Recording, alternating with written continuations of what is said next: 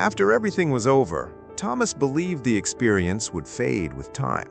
He thought distance would dull the anger and exhaustion. It didn't. Instead, the story followed him quietly, showing up in conversations he didn't expect and thoughts he couldn't stop. Every time he saw a "for rent" sign while driving through a city, he wondered who really owned the house and who was being lied to. What bothered him most was not just that the scam had happened, but how long it had gone unnoticed by systems that were supposed to protect property owners. When he spoke to a local real estate agent months later, the agent admitted that similar incidents had become an unspoken concern.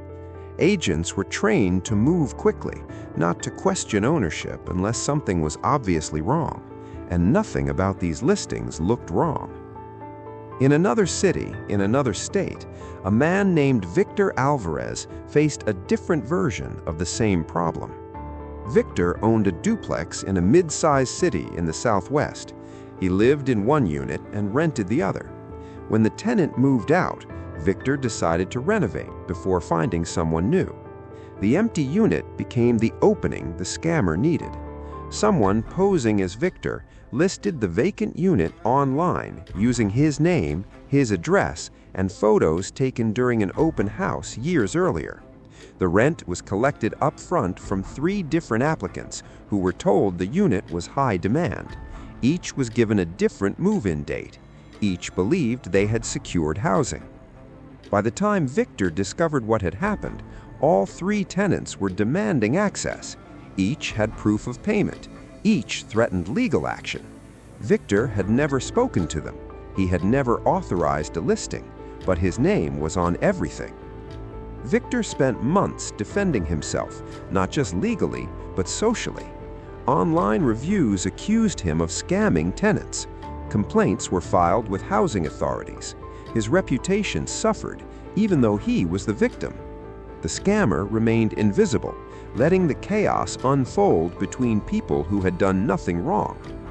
Meanwhile, the same pattern repeated in coastal cities, inland suburbs, and growing metro areas where housing demand outpaced supply.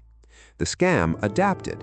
Sometimes it targeted owners, sometimes tenants, sometimes both at once.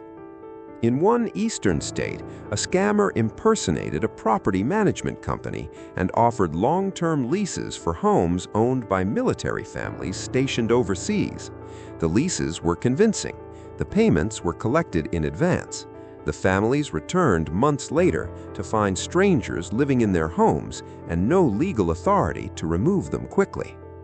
The courts moved slowly. The scam moved fast. Law enforcement agencies acknowledged the increase in reports, but struggled to respond. These cases didn't fit neatly into traditional fraud categories. Jurisdiction was unclear. Evidence was digital and scattered. By the time one account was frozen, dozens of others had already been used and discarded.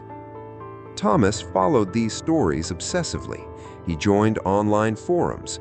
He spoke to journalists who were interested but overwhelmed. Editors wanted clear villains and dramatic moments. These scams didn't provide either. They were quiet, procedural, and devastating in slow motion. The scammer's strength was patience. They didn't pressure victims aggressively. They allowed time for trust to settle. They understood that people wanted stability more than certainty. They exploited that desire without ever raising their voice. In one city in a western state, a young woman named Danielle rented a home using savings she had built over years. She paid 6 months up front because she was self-employed and wanted to secure housing. The house turned out to be owned by an elderly man in assisted living who had no idea it was being rented. Danielle lost everything she paid. The owner lost months navigating the legal aftermath. Both blamed themselves. That was the quiet cruelty of the scam. It left victims questioning their own judgment instead of the system that failed them. As housing markets tightened, the scam grew easier. Listings disappeared faster. People skipped in-person tours. Digital signatures replaced face-to-face verification. Each convenience removed a layer of friction.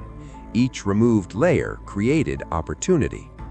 Thomas noticed that conversations about housing rarely included warnings about this type of fraud. Buyers were warned about inspections, tenants were warned about deposits, owners were warned about squatters, but few people talked about impersonation at scale. When Thomas spoke at a small local meeting organized by housing advocates, many attendees were hearing about the scam for the first time. Some realized they had narrowly avoided it. Others recognized details from experiences they had dismissed as odd but harmless. The scam didn't rely on one mistake. It relied on many small assumptions stacking up without challenge. Months turned into years. The scam evolved again. Fake rental income was used to apply for loans. Fraudulent leases were used to justify insurance claims. Entire chains of paperwork were built on lies, each document reinforcing the next. Some scammers exited early with cash. Others treated it like a long-term business. Eventually, Thomas moved to a different state. He rented, he avoided empty properties, he checked public records obsessively. He trusted nothing that moved too quickly.